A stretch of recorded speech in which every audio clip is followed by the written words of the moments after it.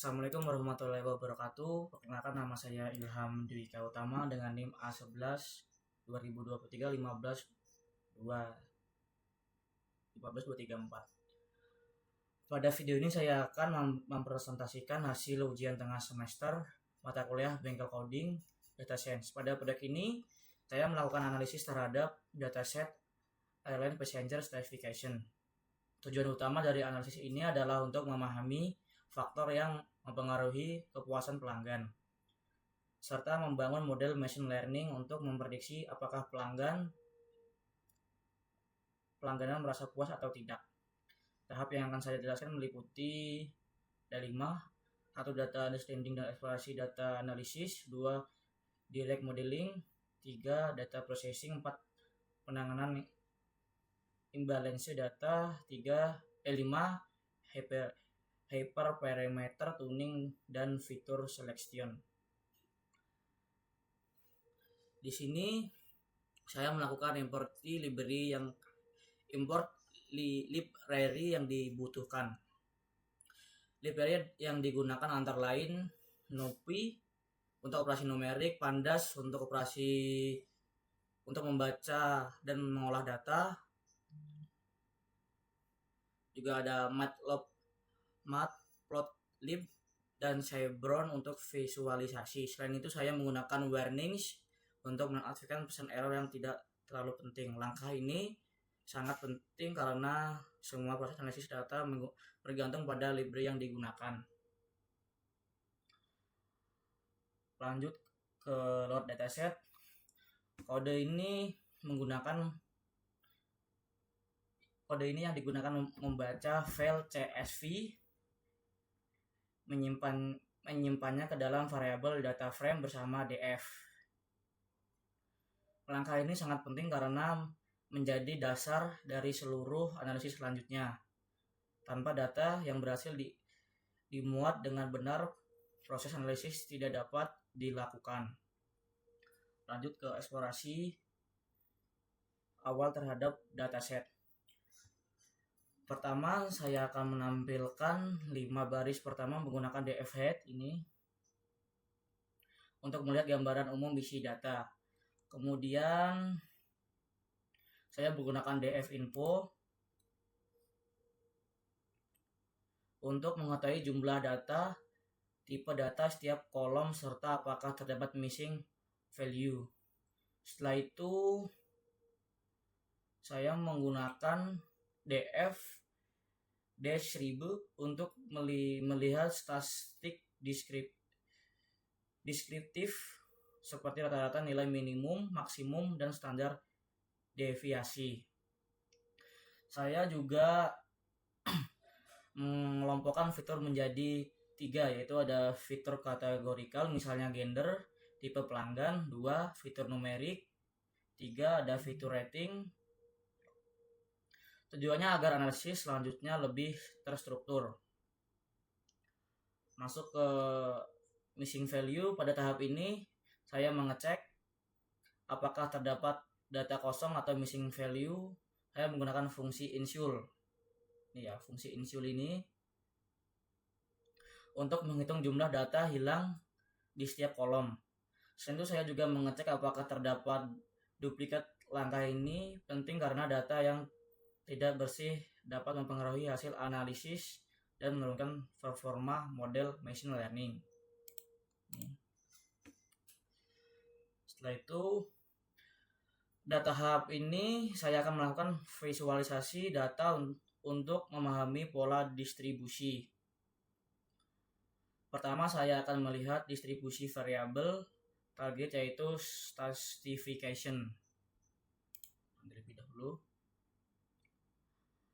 untuk mengetahui profesi pelanggan puas atau tidak puas, kemudian saya memvisualisasi fitur kategorikal menggunakan bar chart ini. Untuk fitur numerik saya menggunakan histogram untuk melihat distribusi nilai. Selain itu terdapat fitur rating layanan seperti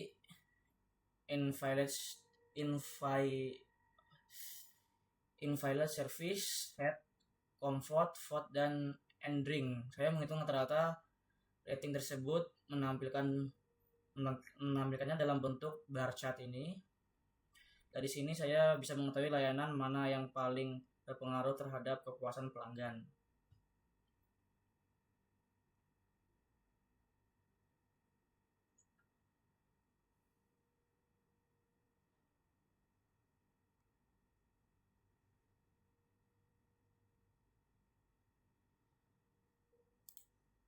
Saya lakukan run terlebih dahulu. Ini ada fitur continue histogram ini yang saya lihat tadi, distribusi fitur kontinunya bisa meliputi ini juga rata-rata kepuasan layanan skalanya 1-5 di sini sudah tercantumkan.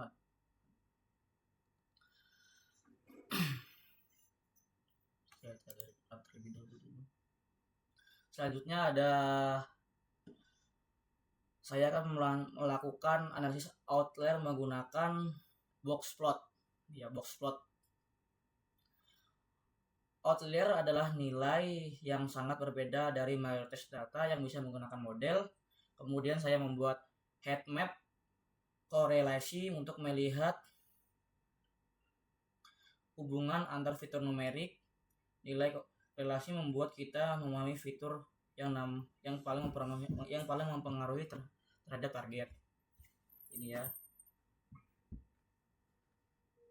Dan dicantumkan data outlier box plot fitur continue.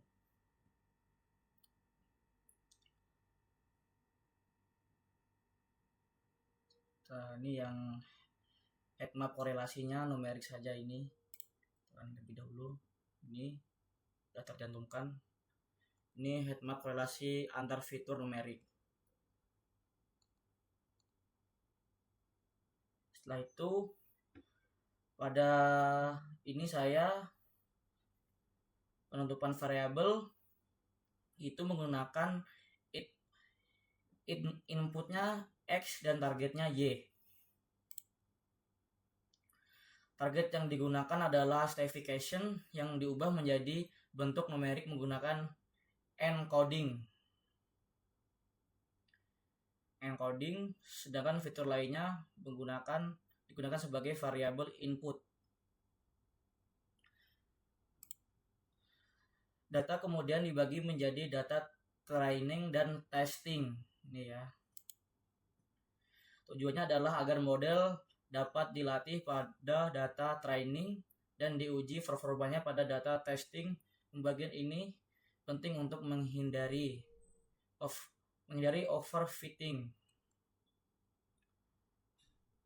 Setelah itu saya menggunakan 3 model klasifikasi, yaitu ada logistic regression.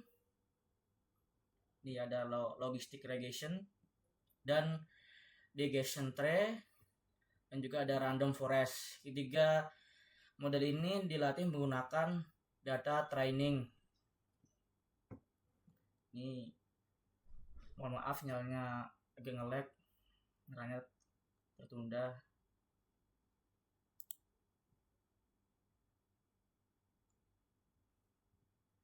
Setelah itu ada model evaluasi menggunakan beberapa matriks.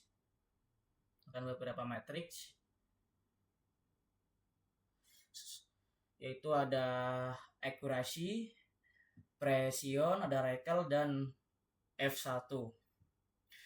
Selain itu saya menggunakan convergence metric untuk melihat performa prediksi secara detail. Kemudian saya memilih model terbaik berdasarkan nilai F1 score. Ini ya, convergence metricnya. Ini direct modeling. Ini ada classification report model terbaik. Setelah itu ada juga transformasi awal. Pada tahap ini saya menghapus fitur yang tidak relevan seperti ID. Hal ini dilakukan agar model hanya menggunakan fitur yang benar-benar penting. Lalu ada missing value ditangani dengan metode tertentu. Misalnya imputasi, outlier ditangani menggunakan teknik champing atau Windsor ridging, yaitu membatasi nilai ekstrim agar tidak terlalu mempengaruhi model. Ya, penanganan outlier, camping, Windsor ridging pada fitur delay. Setelah itu ada encoding dan scaling. Fitur ini kategorikal diubah menjadi numerik menggunakan on-hot encoding. Kemudian fitur numerik dinormalisasi menggunakan scaling. Hal ini penting karena banyak model machine learning sensitif terhadap skala data. Setelah itu ada penanganan imbalance class. Di dataset ini memiliki ketidakseimbangan jumlah kelas. Untuk mengatasi hal ini, saya menggunakan teknik smooth yang membuat data sintetis pada kelas minoritas. Ini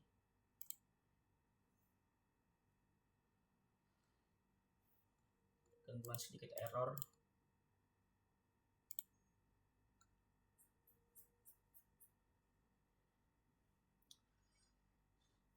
Setelah itu ada evaluasi sampling. Saya membandingkan performa model sebelum dan sesudah smooth.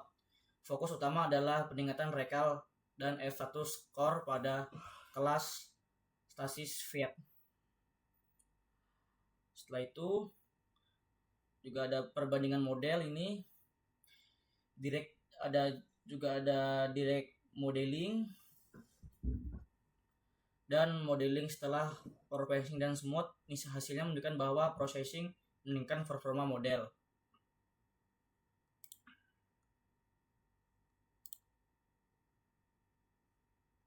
Ini ya, perbandingan direct modeling dan VS pre-processing dan smooth ini. Setelah itu saya menggunakan random forest untuk melihat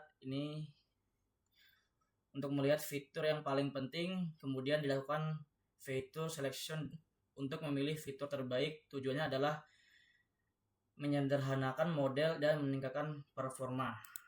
Ini ya, fitur importance dan random forestnya. Ini fitur selection dan ambil fitur penting. Setelah itu ada hypermeter tuning.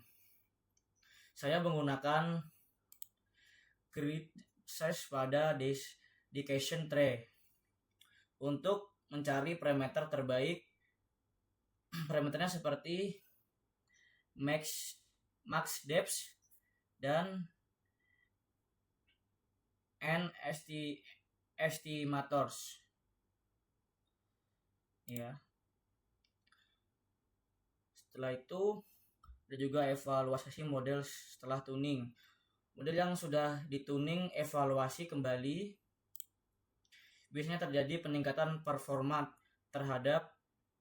terutama pada F1 score. Selanjutnya juga ada visualisasi perbandingan sebelum dan sesudah tuning. Pada tahap terakhir saya akan menampilkan perbandingan performa model sebelum tuning, sesudah tuning. Hasil menunjukkan bahwa tuning memberikan performa sehingga model menjadi lebih optimal. Tunggu dulu. Ini ada kendala dengan sinyal ya.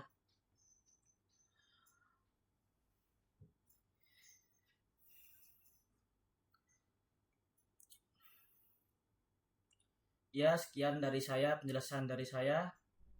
Wassalamualaikum warahmatullahi wabarakatuh.